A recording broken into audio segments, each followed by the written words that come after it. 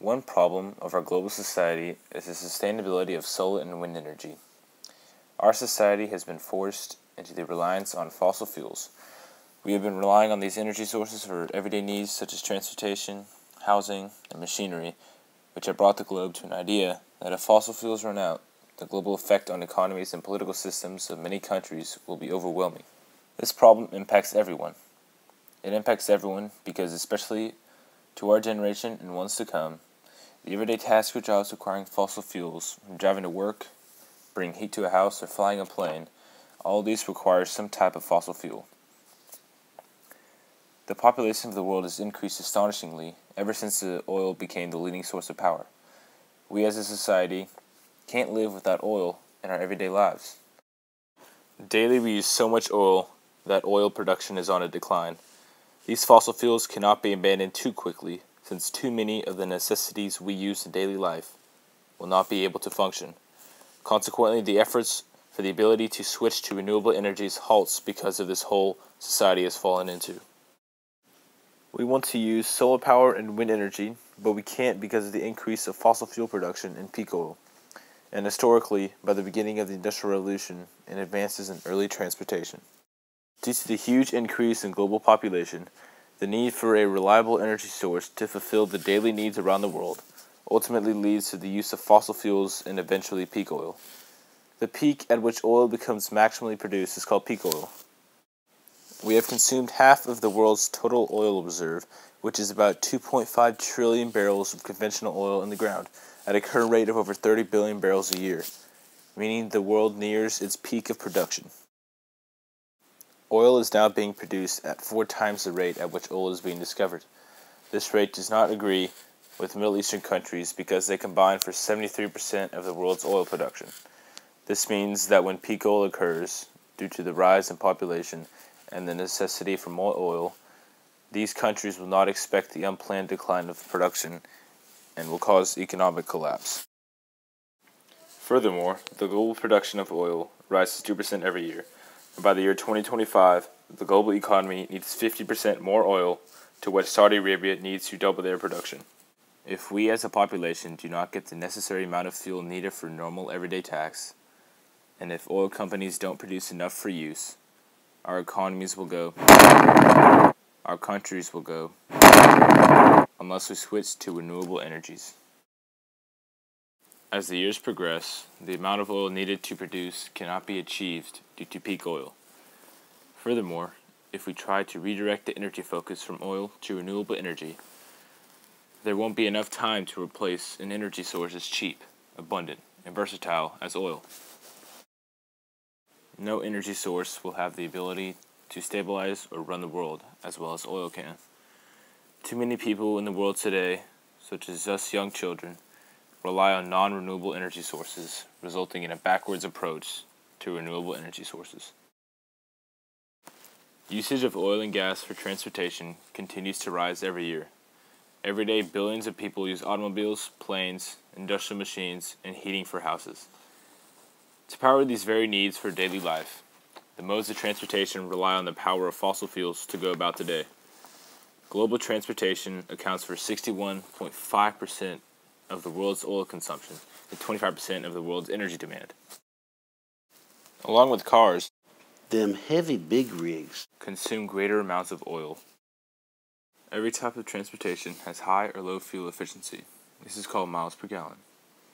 Cars with higher cylinder count will have less miles per gallon than cars that have a lower number of cylinders. This means that the car with less cylinders is going to use as much fuel to power the car. The more cylinders in the engine, like a Ferrari, the more fuel needed to push the car. Cars that have a low fuel efficiency will fill up at the gas station more. Therefore, as consumption grows and peak oil occurs, higher gas prices will occur because there won't be enough oil.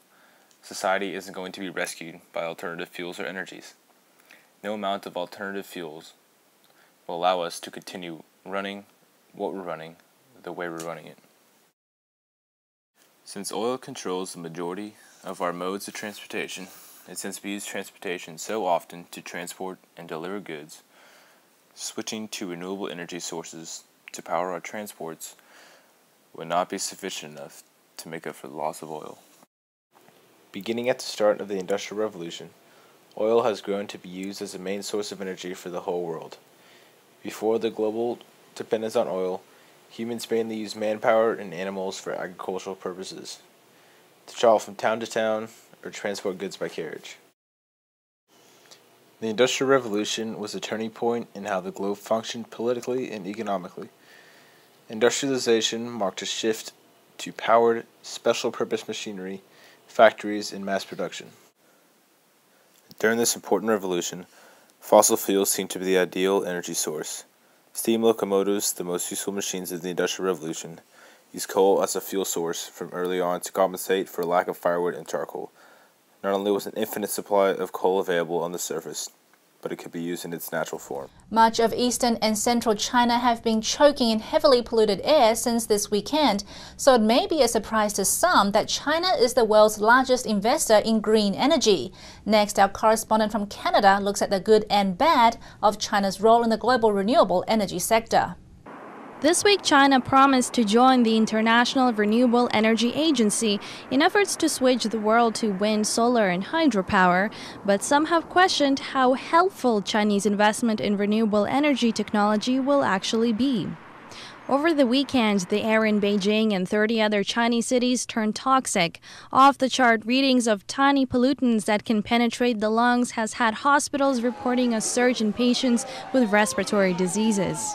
That's because of their heavy reliance on coal. I think there's been a huge push for economic development based on coal because it's cheap, but we're now seeing the hidden costs of that. The cost to human health, the cost to the environment. China is the world's biggest coal producer and consumer, using on average 3.6 billion tons of coal per year. But it's also the world's biggest investor in renewable energy. According to this report on green energy technology investment, China came in top for 2011. It put in $52 billion in renewable power, placing U.S. in second place. It has been driving down the cost of renewable energy, which is going to make them sort of more accessible. So Chinese investments in solar power, however, for instance, have probably driven down the cost by helped drive the cost down by about 40% in the last 3 years, and they're projected to drop another 40% in the next 3 years. But economic expert Dr. Frank Chenxie says there could be a catch. He believes the Chinese regime may be more concerned about profit than the environment. Even though they're making so-called green energy products, such as solar panels, they're really not, helping with the environment, but actually continue to damage the environment. That's why Chinese product can sell, including the solar panels, to U.S. market, the European market, at a price so low that actually drives all the Western competitors out of business. According to its latest 5-year development plan, the Chinese Communist Party wants to harness 75 gigawatts of energy from new wind and solar farms by 2015. This could replace about 37 coal-powered plants. It's still too early to tell if that goal will be met. As for this toxic air, Beijing has ordered people to stay indoors and be patient during what the regime is calling a long-term cleanup. NTD News, Toronto. At the beginning of imperialism, the Industrial Revolution started, and oil was a necessity for many countries now since many factories and machines relied on it. Imperialism, in the true sense of the word, has been in play in regard to control over oil supplies for as long as one can remember.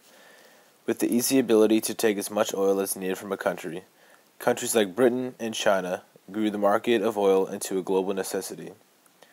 As the need for oil skyrocketed, manufacturers began using and making machines that run off this cheap, inexpensive, and reliable source of energy.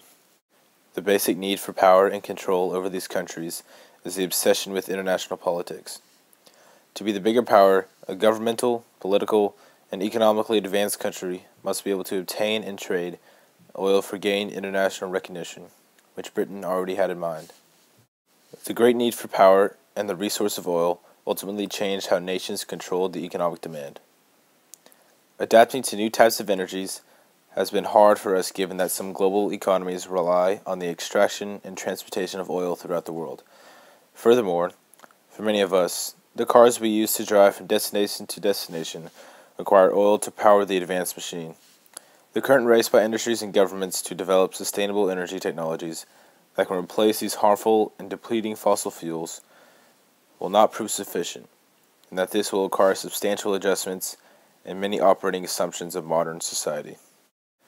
Without this type of energy, complex global oil economies will shut down, automobiles will stop working, houses will not be able to provide heat, and many of life's conveniences will cease to properly function, causing chaos and disruption throughout the world.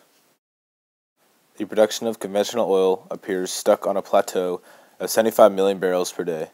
It is likely that economic growth may be difficult unless there is a transformation away from the historical relationship between energy use and the economic growth.